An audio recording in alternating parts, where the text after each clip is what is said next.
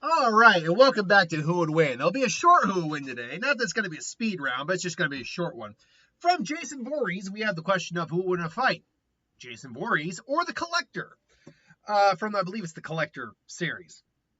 He's got like 2 films.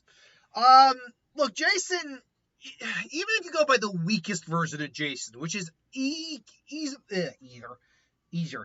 which is either the 2009 reboot, and even then, he's arguably the fastest version of Jason. This is how Jason will run your ass down. He's still a beef of a monster of a man. Or the first early movie Jason Voorhees. And honestly, I'd probably argue for those more because that's before he actually became the more zombie revenant force of nature Jason. He was still a normal human. Well, maybe not normal, but he was still human. So, I mean, it doesn't matter if we're doing that or if we're doing these zombie, Deadite, Necronomicon, comic version with insane regeneration, uber cyborg Jason. Physically, if this is just a one-on-one fight, Jason Voorhees is going to completely obliterate this man. This guy is not a killer in that sense. He is a killer, but he's a torturer. He's a sadist. He's a collector. He makes booby traps and stuff like that. I think it's in the second one. There's like a rave going on. He literally just has something like a big piece of farming equipment come and literally mow people down. He literally sets up traps and stuff like that. A little jigsaw-ish. Puppy being silly.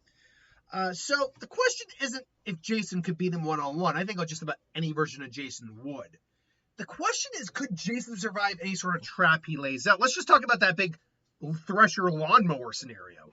Corn combine kind of thing. Could he survive that?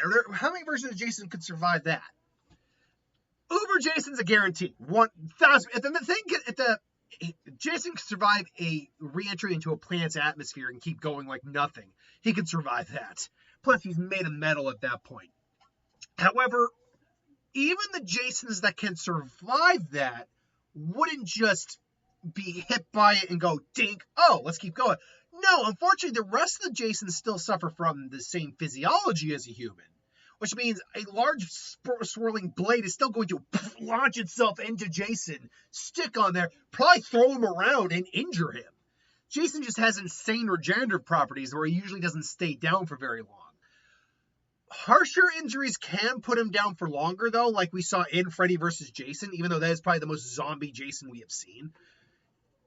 When he got severely injured, he actually was struggling. Well, he wasn't dead, but he was struggling to move. So if you get something like that death trap that we got in that movie, that swirling blades coming down and just mowing people down, hitting Jason in the face, no less. If Jason isn't dead and decapitated at that point, he's going to be down for the count for a while. So any human-ish version of Jason that doesn't have like the durability to just tank something like that is unfortunately going to be susceptible to that. But I'm just using that as an example. Unfortunately, by using that as an example, it does illustrate the idea that the Collector could beat Jason if he just designs the right trap. So it's a catch. Now, does that mean every single trap would work on Jason? No, probably not.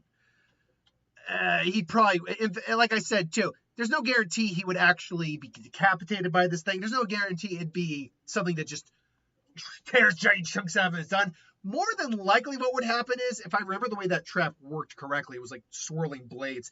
He'd get cut, but the momentum of it would literally launch Jason to kind of spin him around a bit.